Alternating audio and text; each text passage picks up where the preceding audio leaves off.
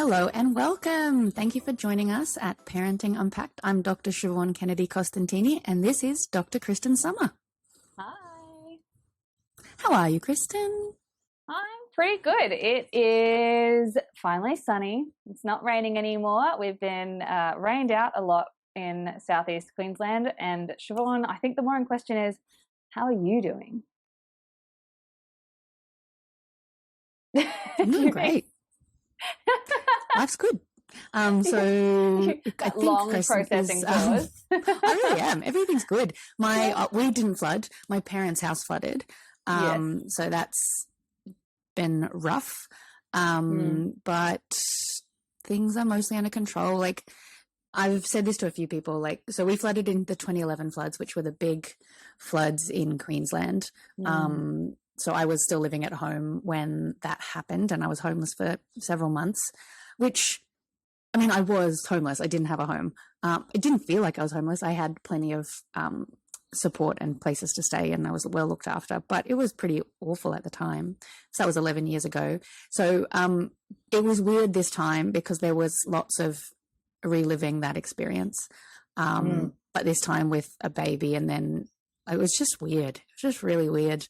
However, the silver lining was that we've done it before, so we were very well practiced at what to move, what to do, what not to do, what made things more difficult last time, and how to get around that. And the rebuild has already happened. Everything's been cleared out. The builders are tearing down the wall. So my parents were insured. I've spent a small fortune to help make sure that they were insured for these last 15 years or 20. No, they bought the house in the 70s, so 50 years. Long time. That's a long time. Yeah. And so, so the builders are there. They've stripped all the walls. They're ripping up the floors. My parents are staying at a motel. Nothing's glamorous, but we're managing, and we're much better off than many other people. So that's something worth keeping in mind. Yeah, that's amazing. So Siobhan, I was watching your stories this week, and you were talking about how kids process things like natural disasters and how it comes out in their play. Can you tell me a little bit about that? Yeah. So when you think about the way that adults and how we process things, most of it happens through conversation, through talking. So, I mean, that's what we're doing right now. You asked me how I was going with the flood. I told you through my words how I was experiencing things. Our children don't have that capacity. Even if they have language, it's not nearly as sophisticated, because it takes, if you think about it, it takes a lot of complex skill to understand what we're experiencing, find the words to articulate it, and then find a way to convey our internal experience to another person in ways they'll understand. So that's a whole bunch of things happening. A way that, that's even for kids who have language, and pre-verbal children, they can't even begin to do that. So the way they process things instead is through their play. So I've been talking with other mums in Brisbane who've been affected by the floods, and we've been sharing how our kids are learning, doing this, and what we've observed in their play. So he talks about storms a lot. He runs inside anytime it rains, usually with excitement, going, thunder, thunder, mud, quick, get inside. But then also it's slightly more complex, where we, at the moment, we don't have a dining room table, which is not fun, but we don't. So we eat our food at our coffee table, which means that a lot of our food is fair game, unfortunately, for our child to access.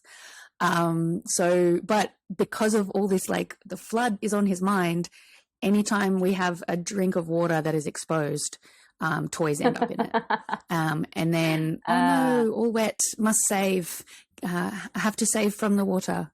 So funny. So he's reliving these experiences through his play.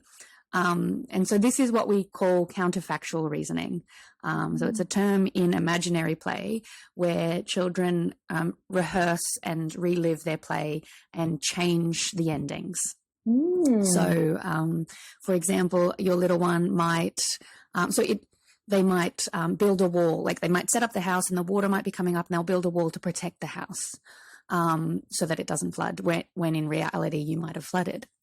And then we see it in non-extreme ways as well. Like for example, there's a really good Bluey episode all about it, where Bluey and her dad Bandit find a dead bird, and then they take it to the vet, and the vet can't save it. But when Bluey is reliving this play, they get there in time in her play processing.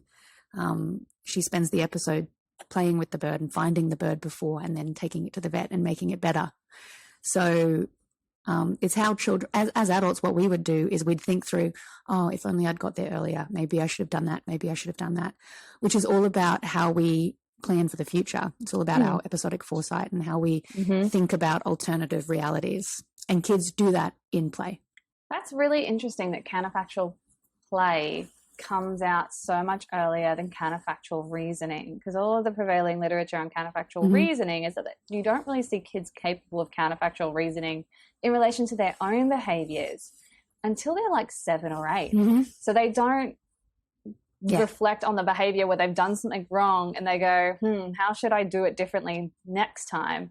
They don't really have that capacity or that skill until they're a lot older. But it's nice to see that it emerges in play earlier, because honestly everything emerges in play before it emerges in everywhere else.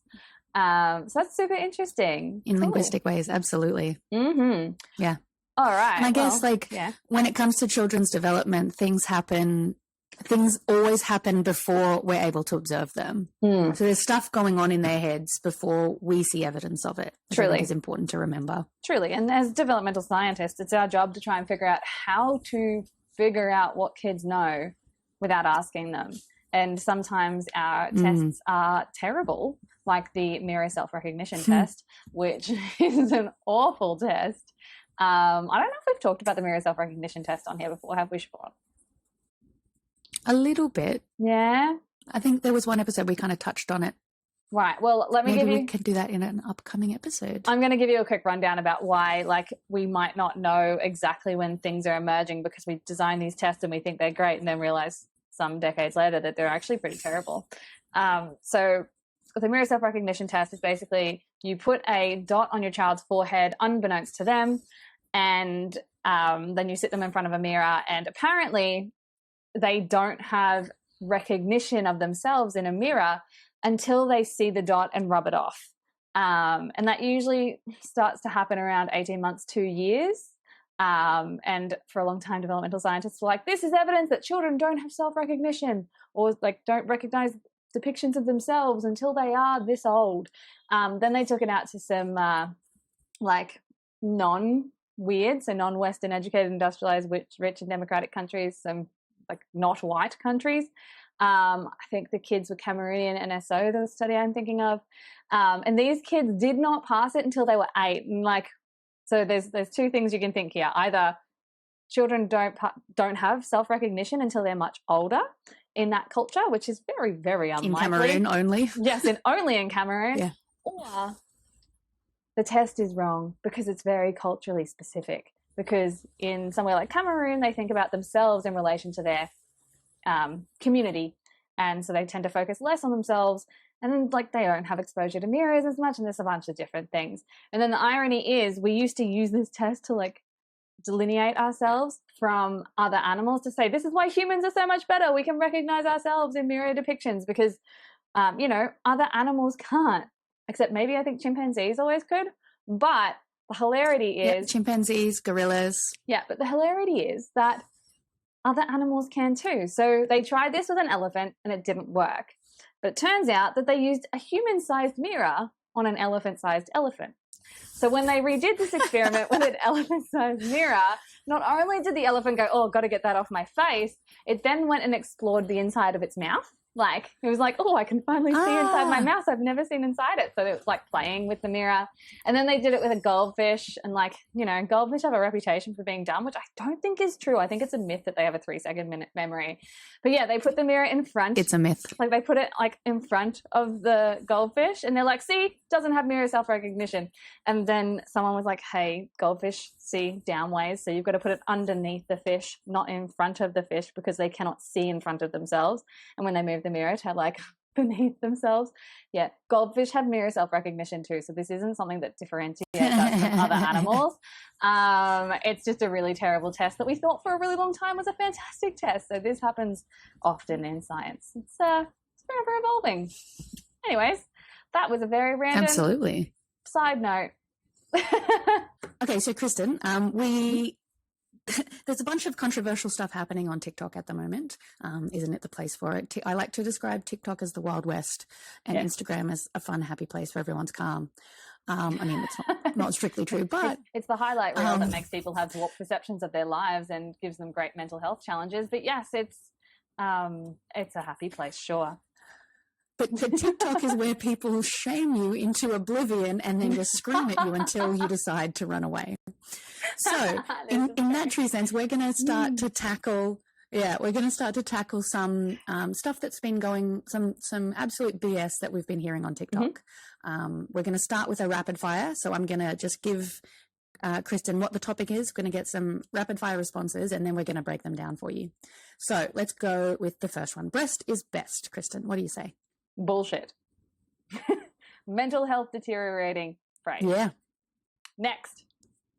Totally. Next, C-sections are not births. Why? Like why? Who decided that? Like, how else does a child come into the world? Next. Not sleep training your child will lead to cognitive deficits. Things like people that tell you that have cognitive deficits themselves. That's really rude. But it's BS. Oh, ouch. It's BS. It's fear-mongering, and I'm very mad about it. I want to take a personal vendetta against all sleep trainers who fill people's brains with this propaganda. It is not okay. Anyways, next. Yep. If you do sleep train, it leads to you and your child developing an insecure attachment. Science says no. Remember when there was like that thing in like the early noughties where it was like, computer says no, science says no. That should be our new phrase. Science says no. Absolutely. Yeah. Not baby-led weaning leads to picky eating. These two things are unrelated.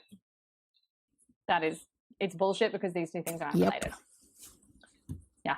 Next. Absolutely. And then lastly, baby-led weaning leads to choking. This is a fear-mongering statement, again, that stops people from using whatever method of feeding children that they would like to, because it's not true either. And we'll tell you why. So, yeah. Absolutely. So I guess the real kind of thread that joins all of these topics is fear-mongering and really intense reactions about people doing what works for them. Why does that happen? Because people suck. Not really. What are people trying? Yeah, that's so true. Like, why are they trying to? I just don't understand. Like, what is the point of trying to fearmonger? Like, presumably, let's try and be kind here. Presumably, people think they're right in saying these things, and probably coming from a place of real defensiveness. But what does it matter to you how someone else feeds their child? Why is that? What does that matter? Do you want the social learning theorist in me to respond or the mother? Give me both. Okay, social learning theorist would say that people like to align themselves with a group, and when they see someone acting outside of what they believe is appropriate for the group, that they will ostracize them and do whatever they can to prove that they are correct and they belong to this group and you don't. So yeah, that's where bullying comes in. That's where racism comes in. That's where everything comes in. So why not do it to mum? Because, human psychology sucks.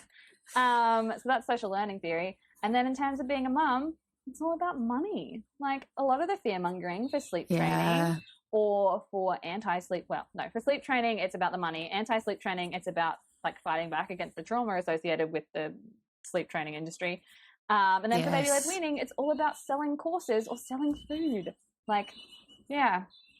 I don't understand like the breast is best one. Doesn't like, that's people just being like science warriors, being like, science says this, so you should try harder because I had to try hard, so should you. And the C-section is not birth one. I actually don't understand that one. Like, I don't. No, I wonder. So I'll try and take there's so many different possible explanations, and Mm. obviously the way we've phrased these is intentionally inflammatory. Yes. Largely because the communities that build around these are inflammatory because of the reasons we've just talked about. Yes. But I suppose, like, there's elements of truth, as with anything, there's always a kernel of truth. So when it comes to breast is best, like, at a public health population level, babies, if we take out all of the factors regarding maternal mental health and a lack of institutional support and education, which are pretty huge things to take out of the equation, so it seems irresponsible to do so, but let's just pretend, then in those instances, assuming that the mum is healthy and well, that she has no trouble producing breast milk, that she has no trouble feeding her baby, that she has financial, emotional, and physical support, then yes, in those instances, breast is best. Because when it comes to the physical and nutritional nature of your child, breast milk is best for those. But we don't live in a vacuum. We don't live in a situation where those other factors aren't relevant. And when it comes to babies, the best predictor of an infant's mental health is their mother's mental health. Yes. So if breastfeeding, for whatever reason, is causing severe psychological trauma, whether that's because of the mother might have been sexually abused, so she is experiencing and reliving that trauma in relation to her body being sexualized or being used, it's not best in that situation. Some women genuinely do not produce milk. Like, the human body is not perfect. There are mistakes. Things don't work as and when they should. So, like, it's just, nothing is that simple. I think, so if it's coming from assuming it's coming from a good place, and sometimes it is, some people don't get the education they deserve, and some people don't understand and aren't taught how to breastfeed and how to try and maximize your chances of it working. Yes, they don't get enough support. But having said that, there's plenty of good. Exactly. And so we should be focusing on that and trying to maximize support, maximize education and information and access to appropriate healthcare, appropriate support, instead of shaming mums for doing what's working for them. Yeah, it's always like the polarizing statement of fed is best, like, and breast is best, because women who tried really hard to breastfeed, and like this is what was going viral on TikTok for a little while, was that someone tried really, really hard to breastfeed. Like, they had to work really hard at it. So they were very offended by the phrase fed is best, because in their case, they were like, no, I pushed myself so hard. I risked my mental health to feed my baby in the best way possible. And yeah, I get it. I get that, like, that statement makes you feel awful, but also every parent gets to choose what they do. You don't fix feeling awful by making other people feel awful. Yeah, and like, motherhood is martyrhood, unfortunately, in a lot of ways, but it's also like you get to choose what boundaries you put in place, and you're teaching your child that boundaries are important, because then they'll learn to put boundaries in place for themselves as well, and everyone will be a happier, healthier family unit. So yeah, not everyone can breastfeed, and not everyone chooses to breastfeed. I know women who decided not to breastfeed before they even went into the hospital, and there's lots of things that go into that. There's social norms that go into that, so we need to change the rhetoric around that. We don't need to change the rhetoric around guilting parents. There is a discomfort with sexualized like bodily parts, which is again an issue with society, not an issue with the mother. And we are making great strides in encouraging people in historically discouraged kind of minorities to breastfeed as well, because for a long time there was this aversion to it. There was like, it was a trend not to do it, like in the 1800s, or even when, like, even in the early 1900s. Yeah, I know, like early 1900s. Yeah, it was seen as poor women's work. Yeah, and because there was wet nurses, like, and then so yeah, it's chaos, and because wet nurses were historically dark-skinned women, they like would then have their infants taken away from them, and they would often die because the wet nurses were too busy feeding white women's children to feed their own child, and there's a whole bunch of like generational trauma associated with that. So there's a lot of things we need to unpack, and it is okay if your trauma or your mental health precludes you from breastfeeding your child, it is not going to impair their cognitive development in any way. Like, and everyone has different levels of what they're comfortable with. Like if you're willing and able to push yourself in order to make things that aren't working work, sure. But also there's no guarantee that it's going to work, and where your boundary is, exactly as you said, and where someone else's is different.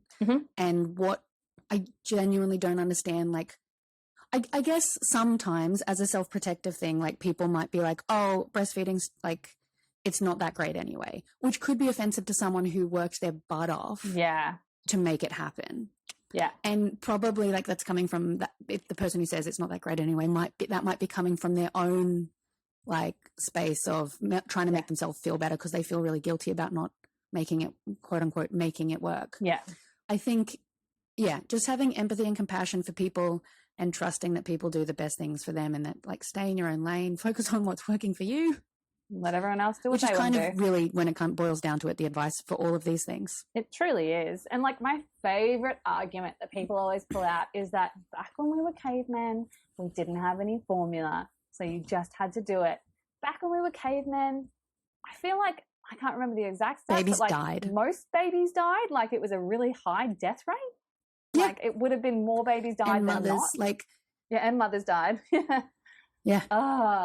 So yeah, like, but, and then also there's the factor of, with intervention, more quote unquote mothers who couldn't so when you take a subsample out of the population, you're not passing those genes on. Yeah. So let's use a corollary that isn't birth, because that can get heated. But I wear glasses. My eyes are shit. Presumably, like this is a feature of it's more commonly a feature of modern life, because my parents, if we lived in caveman times, my parents, who both have bad vision, they would have got eaten by a tiger. Yeah, they would have. So they wouldn't be passing their terrible eyesight on to me, and then vice versa. And my child hopefully wouldn't have terrible eyesight. But like when we intervene and help, as we should, we're potentially prolonging things and making lives harder. I don't know where I'm going with this. I'm not sure where you're going, but basically the cesarean section isn't birth. Hold on. Let's just finish this. The caveman argument is never a valid argument. It's not. It's just not. Let's drop the caveman argument, because we had this conversation in the episode from a couple of weeks ago where we're talking about like whether anxiety was evolutionarily adaptive. And then we realized that in caveman times, you just had to be pregnant at 15 and give birth to a baby and generally die after that. So, most people didn't figure out they had extreme anxiety or postpartum depression and anxiety then, so it didn't matter to evolution. And this is the same thing. Cavemen, not a great argument. Anyways, now we can move on. C-section's not birth, Siobhan. What? Yeah. What? So I was looking this up. Turns out, so the first written record of both mother and baby surviving cesarean section is in 1500. Okay. So cesarean sections are named after Julius Caesar, because the records say that he was born via C-section, because his mother couldn't deliver him naturally. I don't know whether she survived or not, but typically cesarean sections were the mother had died during childbirth. She'd lost too much blood, and it was a last-ditch attempt to save the baby. Yeah, this makes sense. So obviously nowadays, sometimes we still do it for that reason, whether or not it's because the mother has died or she's at risk of dying, and or the baby is at risk of dying, because we have generally the reason we do equipment that can tell us like heart rates, and we can Yeah, I mean, well, I don't know the stats. Like, actually, who knows the stats? Maybe one of us can look that up while we're doing it. But that's not to say, like, and I think this is very similar to breastfeeding. Like, there are many different factors that come into play. Mental health is one of them. Like, some people have a really severe birth anxiety. Yes, absolutely. I have, like, and like, there's other factors. Like, sometimes, like the physicality of giving birth isn't always ideal for everybody, both like in terms of like the outcomes of that. So it's just not everyone's pelvis is designed to give birth. Not everyone has to birth vaginally specifically, and there's different ways. We have these options available. There's pros and cons to everything. I think people who like really hammer down on the natural versus unnatural. Like I remember I gave birth vaginally. I remember someone asked me afterwards, like, "Oh, how did you give birth?" I was like, "I had a baby. What are you talking about?" And like, I genuinely wasn't trying to be difficult. I was too tired, and I didn't know what they were asking. They're like, "Oh, but did you give birth vaginally, like naturally?" And I went, "Yeah." And they're like, "Congratulations, that's so wonderful." And I remember thinking, like, what?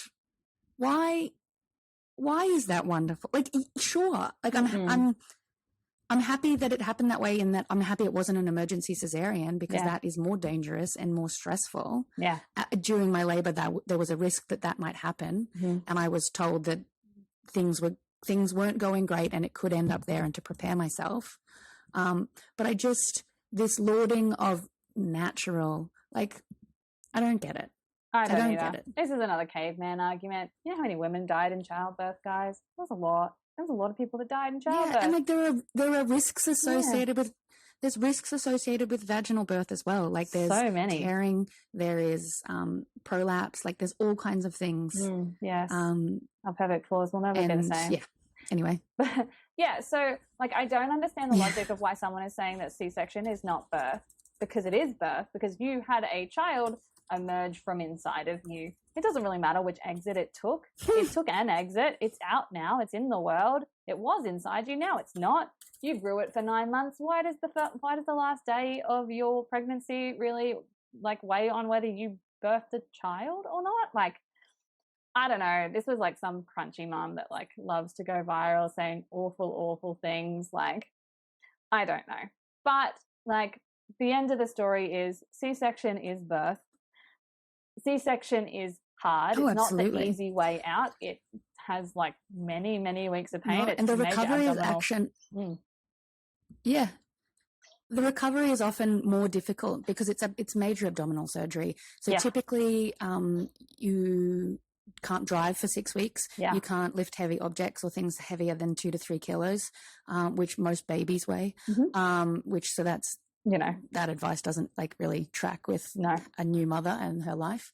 But yeah, like and this is something that is not often explained to women who do end up deciding to have a planned cesarean, is that the recovery is really intense. You often can't walk straight away. You're on heavy and like, duty that's not to say that you shouldn't do it. It's just it's just information that's relevant. So I just quickly looked up the stats. It's a PubMed data from the NIH, National Institute of Health in America.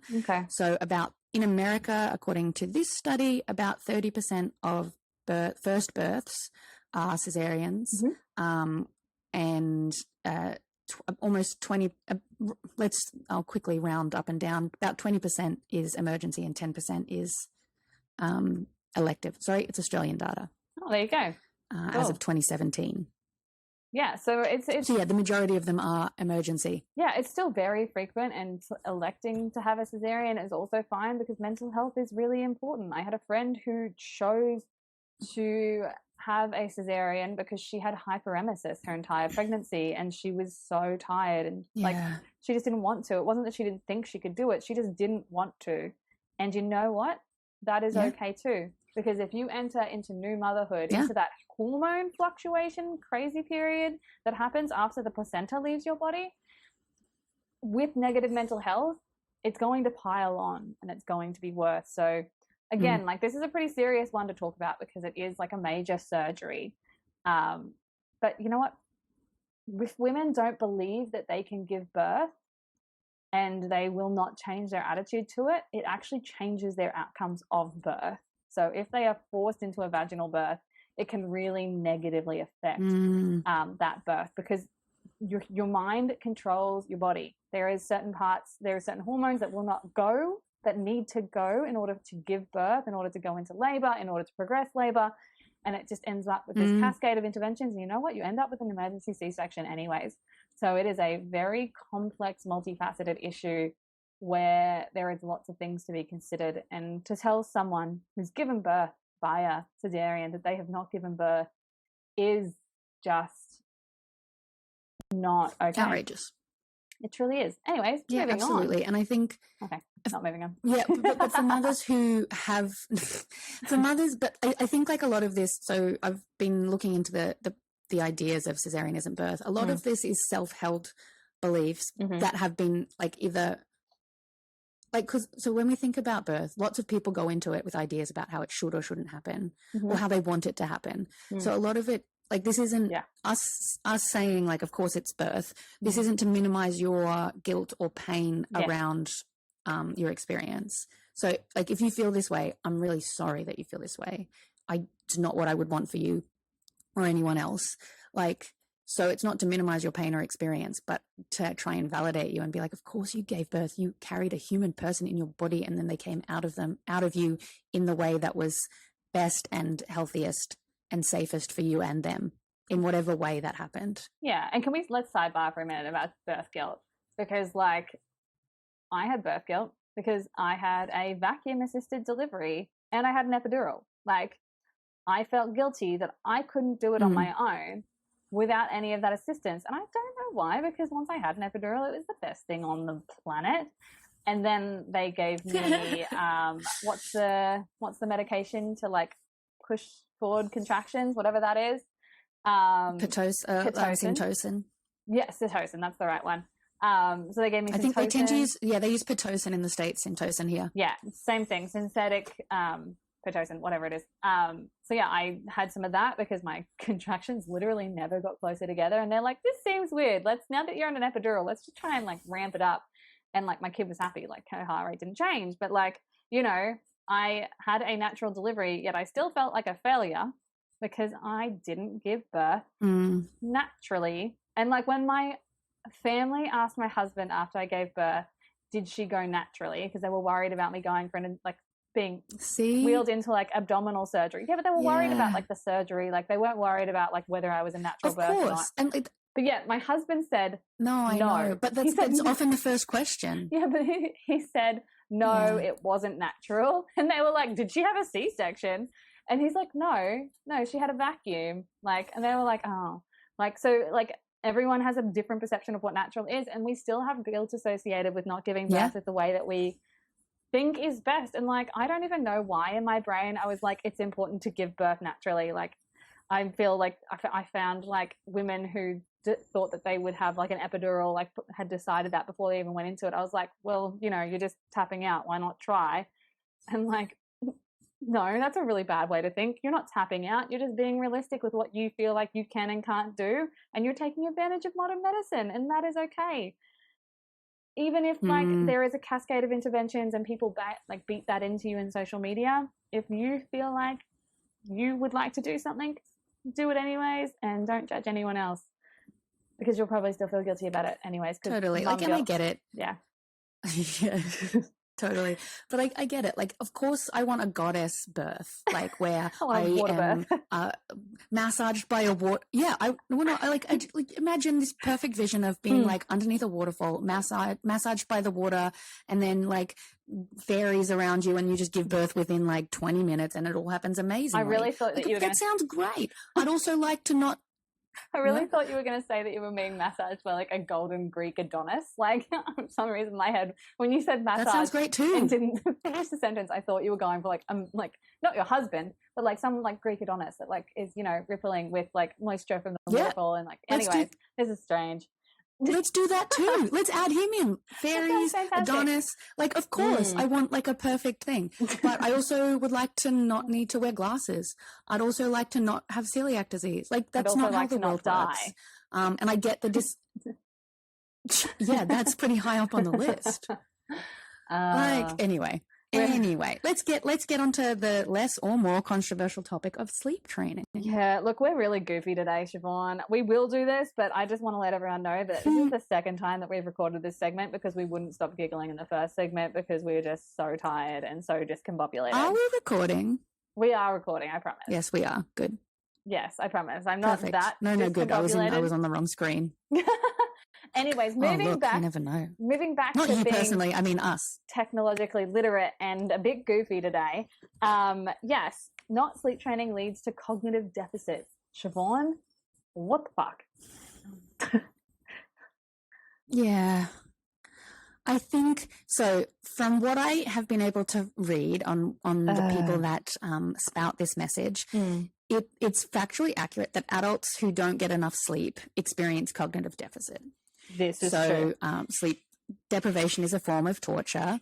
Yes. It is not beneficial for our brains and the way our bodies work. Yes. Having said that, the way infants sleep and the way adults sleep are biologically different. Mm-hmm. Babies are designed to be wakeful. Mm-hmm. It's an evolutionary adaptation, both to protect against SIDS, which is poorly understood, but also for lots of other reasons, like environmental dangers, like saber-toothed tigers, etc., etc. Not to bring the caveman situation in.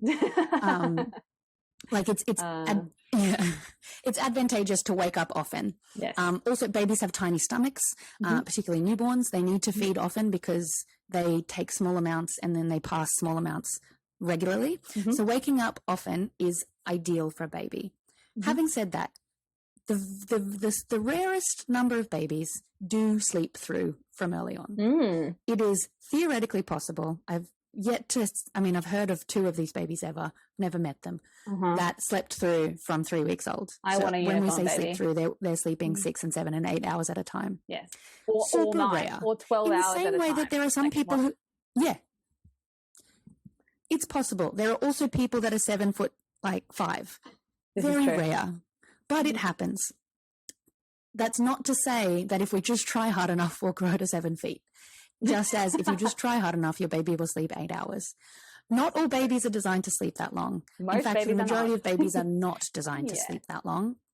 Precisely. And particularly at the beginning. And even all the way through infancy and toddlerhood. It's very normal for babies and toddlers to wake. So basically, it's inaccurate information that's been contrived from adult data and then translated into infants, because it's just taking information that seems relevant in one population and translating it to another incorrectly. So it's actually not just that, because there is research on older children having delays in their cognitive development due to poor sleep. But this is talking more about child neglect and When we say maltreatment. older children, what are you talking about? I think they're 5 to 8, maybe. I've seen studies on, and this is usually the one that people cite. They're lack of sleep in childhood leads to cognitive deficits, except they use it for newborns, and it's no, that's not true. So they say that if your child isn't sleeping enough in the research, that it can lead to cognitive development issues, but there's a whole bunch of problems with that because they don't account for a lot of other socioeconomic factors and other behavioral attributes and things like that are going on with the child, and it is extreme sleep deprivation. So and it's like a presumably child the data is correlational. Yeah, and it is, and it's 6 hours of sleep a night. But this is the one that sleep trainers latch onto, and it's not at all true, because what sleep trainers are saying in their social media messaging is there's science to prove that if babies aren't sleeping through the night, that they are going to be cognitively delayed. And that is not true at all, because babies aren't meant to sleep through the night. It's actually probably a little bit dangerous if you are trying to force a baby to sleep through the night, because then they're at a higher risk of SIDS.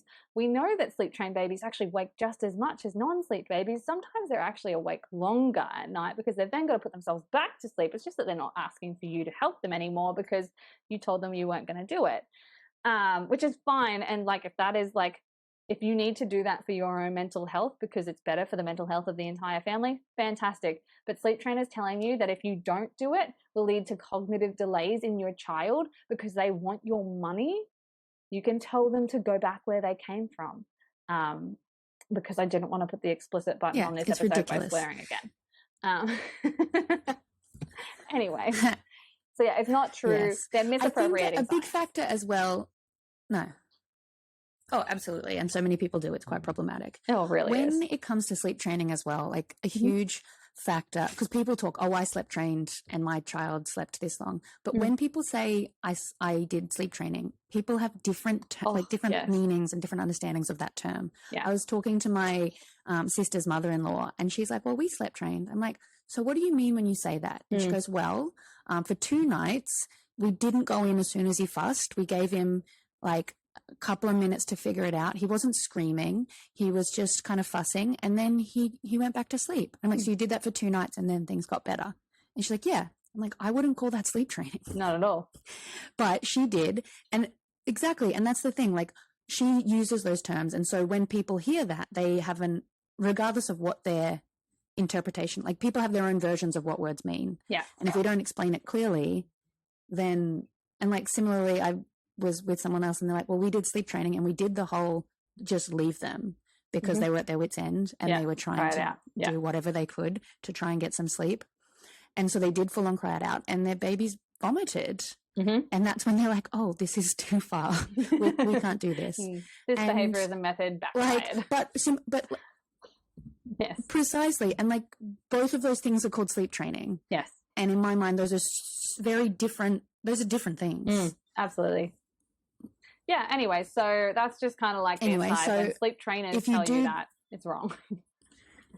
Yeah. Bringing it back to the point. Absolutely. And then so the next one. Yeah. The next one is that if you do sleep train, your child will have an insecure attachment. What do we know about the science? That is not true, because you need only respond to your child a minimum of 30 to 40% of the time consistently and correctly for them to develop a secure attachment with you. And a thing like sleep training, which is generally like say probably around 2 weeks, and you probably need to do it between 3 and 10 times in your child's infancy and toddlerhood, because as we know, sleep training isn't permanent because it's a behavioral thing. So as soon as something changes in the child and development, you then have to do it again. Doing it that many times, that frequently and for that long, isn't going to negatively affect your child's attachment to you as long as you are warm and responsive and loving when they're awake. Like we obviously during waking hours, absolutely. Yeah, we all have different like philosophies on this. I have a philosophy that I don't have a minimum of 40%. I want to give my child as much of me as I can, and I don't feel comfortable with letting my child be left alone at night. But for other people, that's really important for their mental health as well. Like you're capable of responding. Yeah, and I have support, and I have family around me, and I can respond more. So my child's attachment to me will be secure, and I don't think we really have like categories of like how good of secure attachment it is. It's generally just secure or insecure at its basic. But yeah, like it's sleep training, whether you do it once for 3 nights or 10 times for 2 weeks at a time, it's still not going to be the pivotal factor that changes secure versus insecure attachment if you are responsive and warm and kind for the rest of your child's life. Like that's, the rest of the time. And attachment changes. Totally. If you F it up at the start, absolutely, start showing a consistent pattern of responding and being warm and kind and loving to your child, and they will change to secure. Like that's the science. Anything you want to add, Siobhan? Yeah. A little bit. So it's not quite that simple, but that's all right. We can talk about that later.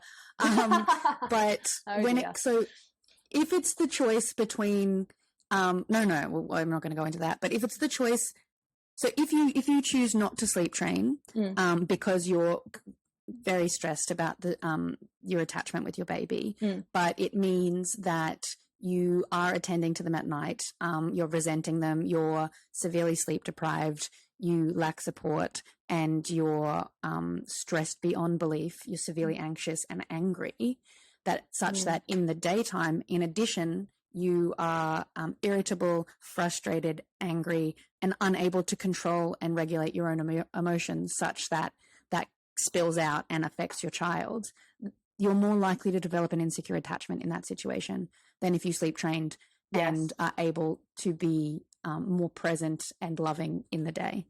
Absolutely. That is a great point. Like it's definitely possible that, like if your current sleep situation is such that you are completely burnt out, you're rage filled, like that isn't good. That's not good for you or your child. And there's ways to change that. There's ways to change that with sleep training, and there's ways to change that without. Absolutely. So I think, and in those situations, both of those will benefit your attachment. yeah, and I think people try to course correct, like, because sleep training as an industry can be so volatile and can really polarize people. People try to course correct, and they're like, well, you're being really like, your child's not going to be attached to you, like they're going to feel neglected and abused, and it's going to impair their cognitive development because they're going to be experiencing high levels of cortisol for a long time. And that's just, it's so complicated, and we don't have evidence either way to say this. So what you can do as a parent right now is listen to your own intuition and to be compassionate with yourself as well as your child.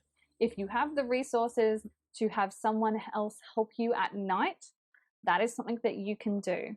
If you don't, and it feels like you're falling apart during the day, then sleep training might be the right approach for you. Probably go to something that's government regulated rather than some Tom, Dick, and Harry on social media who just kind of gives you a booklet that is exactly the same as something that you could Google because your money is spent elsewhere. And a lot of those sleep training programs that are supported by the government are free, at least in Australia, I'm pretty sure they are. And although they're teaching basic behaviorism, which, you know, a lot of people are uncomfortable with, if you are at that point where you need help and nothing else is working, they'll walk through other steps before they get to things like cried out extinction and the further method. Whereas things like the social media stuff, from my experience, almost instantly go straight to further, Siobhan, go straight to intermittent responding without trying anything else in between. So anyways, we should probably move on because that's a really awkward topic. I mean, isn't that what this is about, though? That's what really is. That's what we cover. Yeah. That was a really long delay. So really thinking no, there's a delay at the moment. I think that lots of your responses are coming through to me more slowly. Oh, so our internet is not great. Yay, apologies, everyone. Yay, overstretched resources and infrastructure. Yeah, but we shall press on. We shall. So I think really what it comes down to is learning, and I think something I've been looking into quite a bit recently is how it's important to remember that how we treat our children is not how our children perceive being treated. Mm-hmm. So when it comes to attachment, actually, like the predictor of attachment is how we feel in someone else's presence. Yeah. So, I mean, not that it's common, but certainly, like, I'm sure it's happened to you and it's happened to me, where I think that I have a great relationship with a friend or an acquaintance, and it turns out that that wasn't their experience of our interactions. Oh. And not to say that that is necessarily what's happening with your child either, but like how we interact with our kid isn't necessarily how they're interpreting our behavior. I mean, how often is it that my kid gets angry at me because of the laws of physics and he thinks that I'm preventing him from doing what he wants when really it's gravity? So yeah, like not that damages our attachment relationship, but like that it's important. And that's why when it comes to attachment, it's about responsive and cued care. So it's not about like being kind and lovely and warm regardless, because sometimes our kids don't want or need that. Yeah, good point. It's about being responsive and like tapping into our kids' cues and what they need in any given situation. Yeah. That's a little aside on attachment that I've been thinking about a lot lately. Really? Why have you been thinking about it a lot? Like what has been happening in your brain? Attachment's really important. Yes, this is a good point. Attachment is really important. Anyways, moving on, because we are just down a rabbit hole. This is a weird episode today. Apologies in advance. Not baby-led weaning leads to picky eating, Siobhan. What the fuck? So no.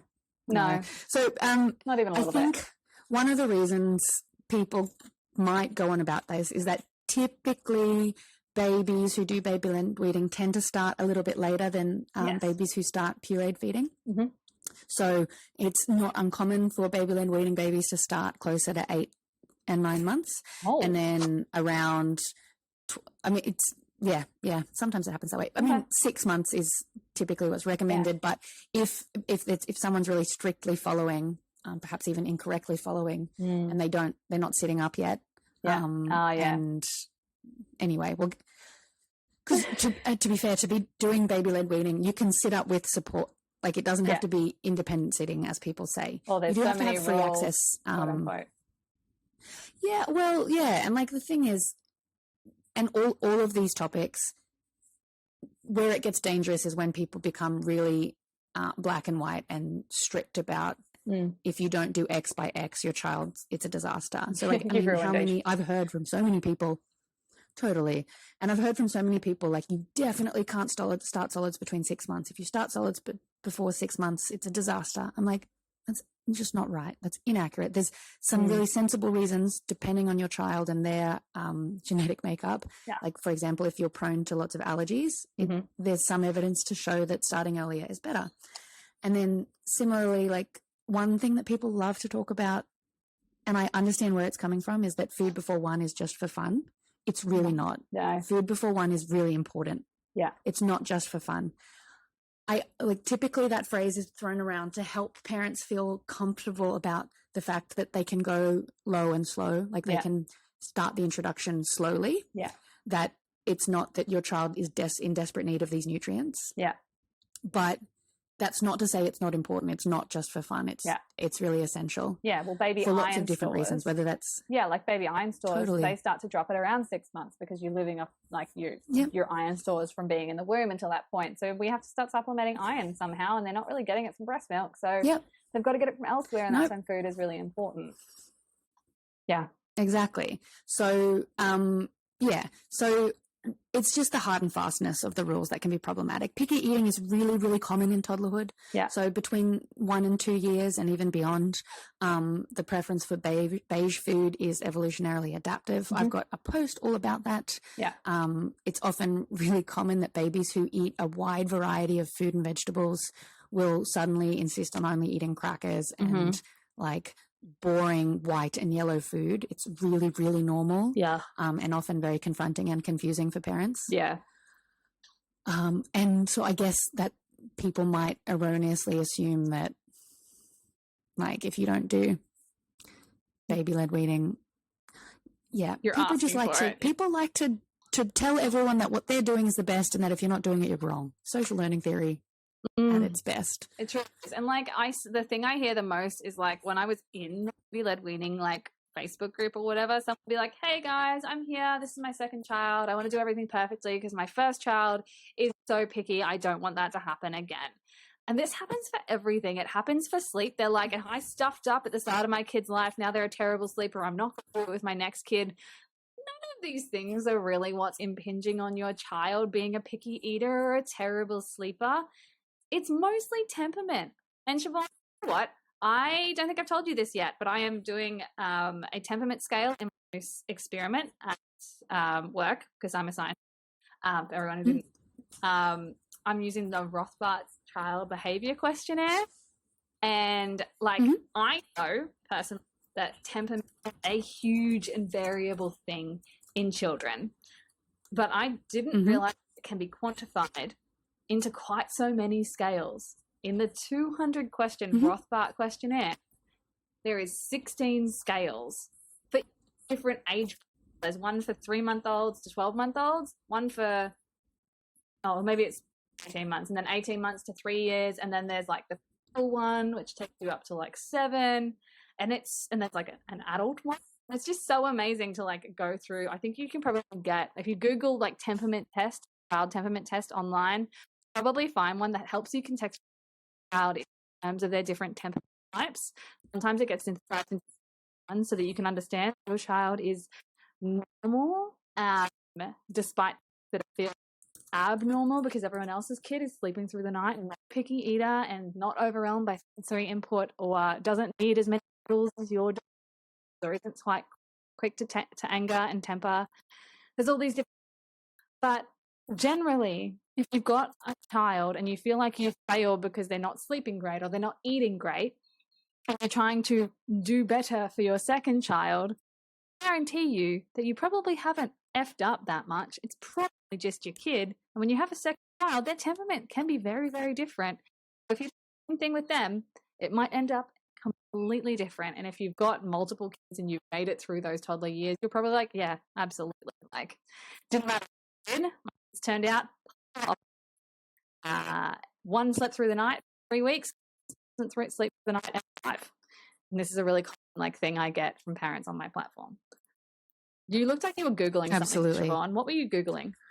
No, I wasn't Googling. I was letting you know in chat that you're breaking up a lot and your noise was coming in and out. Oh, well, it's cross that it recorded because it records locally and uploads it. So you didn't know what I was doing, Siobhan.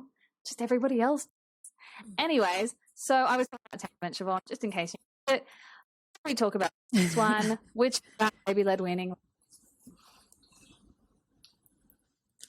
So, no, there's the real thing. So baby-led weaning as an idea, without all of the courses and official branding of it, has existed forever.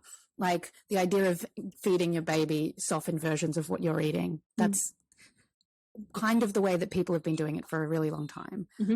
Part of it, people have also been mushing up food. To be fair, what parents kind of evolutionarily and historically have done of been pre-chewing the food. So they put it in their mouth, chew it up, then give that to their baby. Just like a baby bird. Which feels, yeah, exactly. So baby-led weaning by itself has been around forever. But in terms of it being marketed to the West as the way to do things, has not been around that long. No. So there's not a lot of evidence on it. There's a big fear for parents that it can lead to choking. It can lead to increased gagging. Yeah. But gagging is not choking, and gagging is fine. It's a way that children test and refine their gag reflex. I get it. It's terrifying as a person who did both. I did pureed food and baby-led weaning, and it's stressful to listen to your baby gag. My little one did choke a couple of times, and thank God for infant first aid classes. And my own mother, who has had 5 children and knows what to do, and she was thankfully there with me both times, so we were able to act quickly. But eating food is risky, particularly it's a new skill that babies are learning. Their bodies are learning to adjust. It comes with its risks, which is where education and information is important. But baby-led weaning we don't have evidence to suggest it, and it's not more likely. Yeah, and just to assuage people's fear, oh my God, Siobhan's choked twice. My kid did exclusive baby-led weaning because I was lazy and didn't want to puree food, and she didn't like it. I tried to give her pouches once, and she just threw it at me, so that didn't work. But anyways, my kid gagged twice. Just gagged, never choked, gagged twice. But she didn't love food and didn't want to swallow it for many, many months. So, she obviously got the nutrients she needed because she was chewing stuff up and then spitting it out. So she was getting something that way. So in terms of weaning, not making picky eaters, I mean, my kid wouldn't swallow for the first 14 of her life. She actually did. She's a great eater now. She just we just give her what's on the plate, and hey, most of the time she doesn't eat it all, but we don't really give her any pressure behind it. Eating's another topic that we should actually do. We should ask Leah from Family Nutritionist to join us, and she's free so that she can talk all about eating, because she's a dietitian and was a adjunct professor in a US university for a while about that. So we'll definitely bring that to you. But anyways, that is it for the contentious topics of scene 2, because it's fun. Siobhan, magic moment. We haven't done these in a while. Do you want to give me a magic moment? No, we haven't. Yeah. Here's my magic moment. So I don't know which day it was because they all meld together. A few days ago, Timo slept through the night, which is a bit of a more rare occurrence at the moment, because between the floods and everything going on, his sleep has been disrupted. So is mine. That's how life works. Stressful events disrupt sleep. But he did sleep through the night a couple of days ago. And then I woke up to the pitter-patter of feet and door handles opening. His bedroom's right across the hall from ours.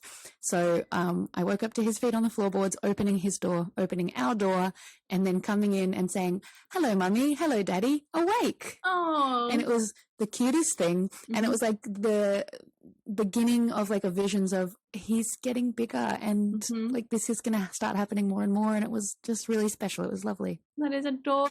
Oh. Well, my magic moment is that we are getting a bed frame today.